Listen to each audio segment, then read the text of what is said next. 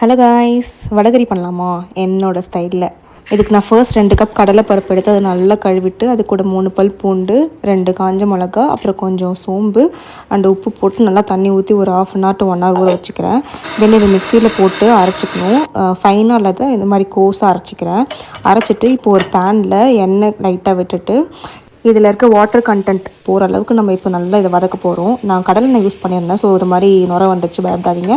நீங்கள் என்ன எண்ணெய் வேணாலும் யூஸ் பண்ணிக்கலாம். இந்த ஸ்டெப் எதுக்காகனா அந்த கடலைப்பருப்பு வேகிறதுக்காக. இப்போ அது வேகிற கேப்பில் நான் வெங்காயம் தக்காளி கட் பண்ணி வச்சுக்கிட்டேன். இப்போ அதில் இருக்க வாட்டர்லாம் ட்ரைன் ஆனதுக்கப்புறம் அதை வேறு ஒரு பிளேட்டுக்கு மாற்றிடுங்க.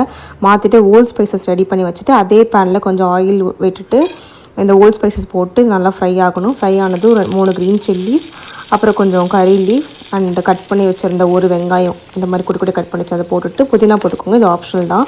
அண்ட் ஒரு தக்காளி, 1 ஸ்பூன் இஞ்சி பூண்டு பேஸ்ட், அது பச்சை வாசனை போகிறதுக்கு 1/2 ஸ்பூன் மஞ்சள் தூள், 1 ஸ்பூன் தனி மிளகாய் தூள் அண்ட் 1 ஸ்பூன் கரம் மசாலா போட்டுட்டு வதக்கணும். இந்த மாதிரி எண்ணெய் பிரிஞ்சு வரும்போது கடலைப்பருப்பு எந்த கப்பில் எடுத்தீங்களோ அதே கப்பில் டபுள் த டைம்ஸ் தண்ணி ஊற்றிக்கிறேன்.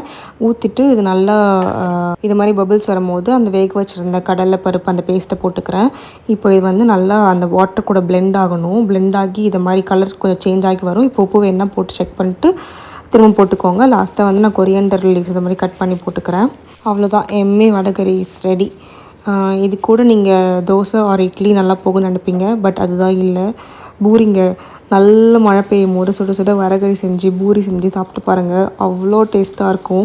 5-6 பூரி போய்கிட்டே இருக்கும் உள்ள. பட் மேக் ஷூர் நீங்கள் சாப்பிட்டு நிறைய தண்ணி குடிக்கிறீங்க அண்ட் ஒரு வாக் போகிறீங்க, அதுக்கப்புறம் தான் தூங்குறீங்க. ஓகே, இல்லைனா இது அவ்வளோ சீக்கிரம் டைஜஸ்ட் ஆகாது அண்ட் நெக்ஸ்ட் டே ரொம்ப அவஸ்தைப்பட வேண்டியதாக இருக்கும். இந்த மாதிரி மறக்காமல் ட்ரை பண்ணிட்டு எப்படி இருந்துச்சு சொல்லுங்கள். ஆல்சோ கமெண்ட் நெக்ஸ்ட் என்ன ரெசிபி ட்ரை பண்ணலாம்னு. போய்